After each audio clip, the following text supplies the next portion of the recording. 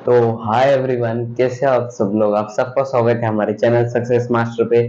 तो आज मैं लेके आया हूँ ज्योमेट्री यानी हमारा मैथ्स 2 का चैप्टर नंबर 1 सिमिलैरिटी, इसका लेक्चर नंबर 10। ओके, तो हम लेक्चर नंबर 10 लेक्चर हो गए गाइस। तो ये इसके बाद और एक लेक्चर लगा इस चैप्टर को पूरी तरह से कंप्लीट करने के लिए। ओके, तो चलो अब यहाँ पर एक थ्योरम है जो इस चैप्टर का लास्ट थ्योरम है, जिसका नाम है theorem of areas of similar triangle. ये सिमिलर ट्रायंगल का थ्योरम है। ओके, तो यहाँ पर हमें दो ट्रायंगल्स दिए। ओके, तो प्रैक्टिस सेट जो 1.4 जो हम सॉल्व करने वाले हैं वो पूरा इस थ्योरम पे बेस्ड है, इसलिए ये आपको समझना बहुत इंपॉर्टेंट है। देख सकते हो यहाँ पे दो ट्रायंगल, एक का नाम है एबीसी और दूसरे का नाम क्या है पीक्यूआर। तो ये थ्योरम ऐसा है कि area of triangle ABC upon area of triangle PQR का जो रेशियो है वो इक्वल है हमारे साइड्स के स्क्वायर से। मतलब देखो, एरिया ऑफ ट्रायंगल एबीसी का साइड कौन है एबी और पी क्यू आर का साइड कौन है पी क्यू। तो area of triangle ABC upon area of triangle P Q R is equals to A B square upon P Q square. मतलब areas are equals to the side square. तो आप इसे ऐसे भी लिख सकते हो, हमें a triangle area of triangle ABC को ए1 अज्यूम करते हैं और area of triangle P Q R को ए2 अज्यूम करते हैं, और ये साइड से तो आप इसे ऐसे भी सकते हो, area 1 upon area 2 is equals to S1 upon S2।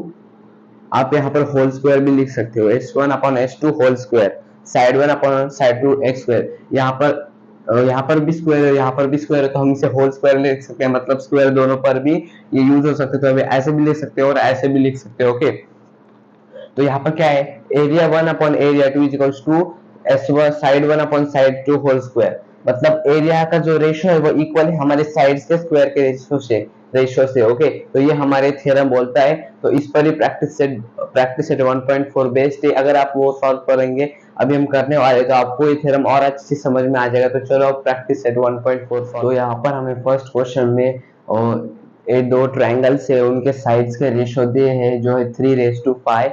तो हम हमें इसके एरियाज के रेशियो फाइंड करें। तो सबसे पहले हम ट्रायंगल बना लेते हैं। एक ट्रायंगल होगा हमारा, अब वहां पर ज्योमेट्री में आपको वहां पर ट्रायंगल से शेप्स मेंशन करने हैं, उसका अच्छा इंप्रेशन जाता है एग्जामिनर पर।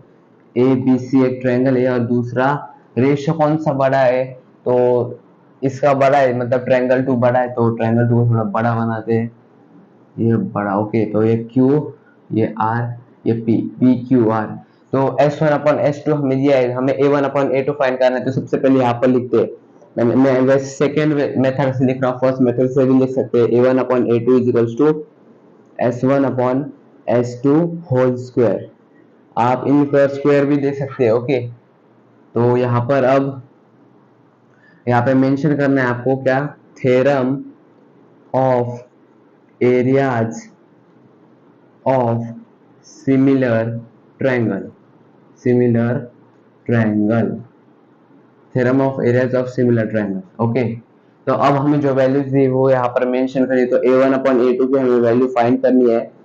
S1 अपॉन S2 की वैल्यू हमारे पास है जो है 3:5। रेस टू मतलब अपॉन 3:5 का अगर आप सीधा लिखोगे तो ये हो जाएगा 3/5। तो हमें वही पुट करना है, S1 की वैल्यू है 3, S2 की वैल्यू है 5, उनका होल स्क्वायर। तो अब हमें स्क्वायर लेना होगा दोनों साइड पर। ओके, स्क्वायर लेंगे तो यह 3 का स्क्वायर हो जाएगा 9, 5 5 का स्क्वायर 25। तो आ गई हमारी A1 अपॉन A2 की वैल्यू जो है 9/5। तो आप लिख सकते हैं the ratio of corresponding areas is 9/5। तो ये हो जाएगा 9:25। ओके, ये है हमारा करेक्ट आंसर। ओके, 9:25। तो फर्स्ट क्वेश्चन हमने सॉल्व कर दिया, आपको समझ गया होगा ये थ्योरम कैसे यूज करने हैं। ओके, तो अब चलते हैं नेक्स्ट क्वेश्चन की ओर। अब हम प्रैक्टिस सेट 1.4 का सेकंड और थर्ड क्वेश्चन सॉल्व करने वाले हैं। अब देख सकते हो एक एक्टिविटी बेस्ड क्वेश्चन है, आपके 2 मार्क के लिए पूछा जा सकता है। तो यहाँ पर जो है area of triangle ABC upon area of triangle PQR is equals to AB square upon नीचे क्या आएगा, देखो ABC का AB स्क्वायर लिया है, मतलब फर्स्ट के 2 लेटर्स लिए है।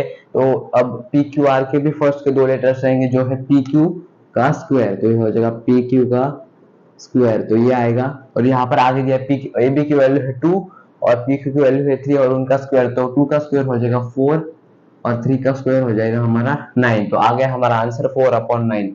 तो वो बिल्कुल राइट है। ओके, तो अब थर्ड क्वेश्चन सॉल्व करते हैं। यहाँ पर area of triangle ABC upon area of triangle आपको क्वेश्चन में दिया है जो है PQR। Okay, P Q are 80/125। तो यहाँ पर हमें थोड़ा सॉल्व करना होगा, फिर आंसर लिखना होगा, रफ में सॉल्व करना, डायरेक्ट यहाँ पर मत दिखाना क्योंकि एक्टिव।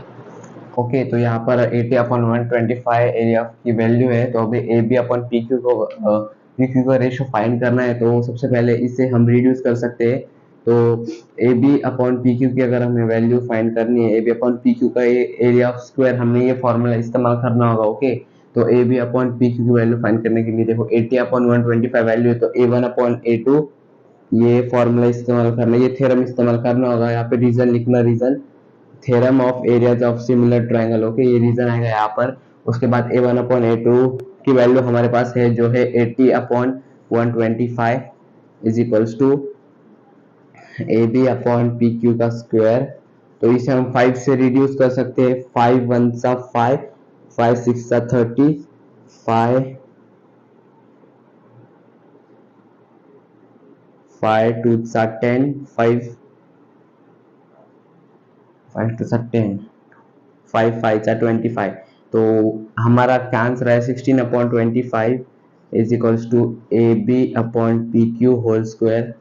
तो अब हमें टेकिंग, यहाँ पे लिखे रीजन लिखो, taking square root on both sides. Okay, taking square root of both side में शॉर्ट फॉर्म में लिख रहा हूँ। तो 16 का square root A B upon P Q की हमारी वैल्यू आ जाएगी।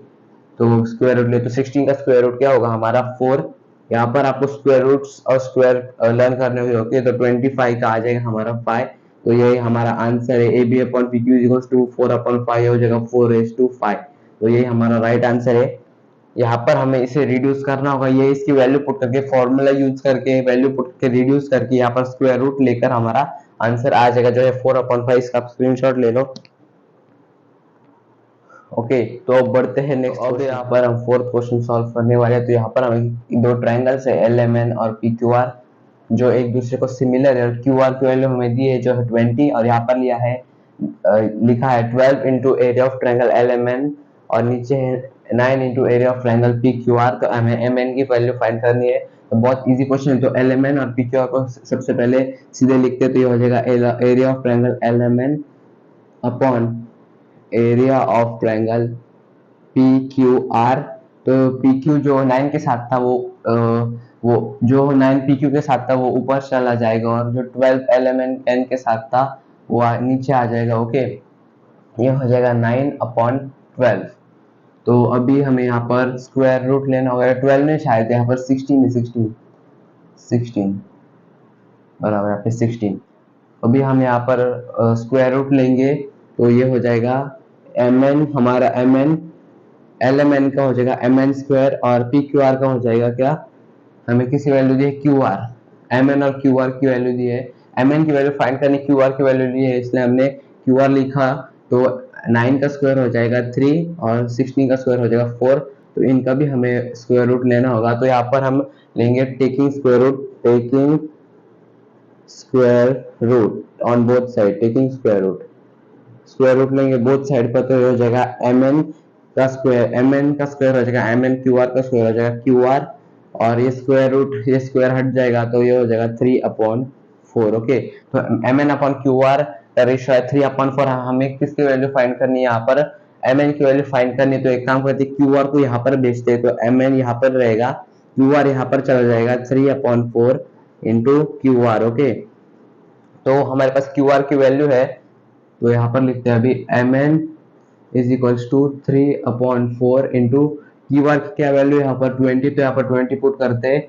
तो 4 1 सा 4, 4 5 सा 20। तो एम एन की वैल्यू क्या आएगी यहाँ पर 5 3 सा हो जाएगा 15। तो एम एन की वैल्यू क्या है 15।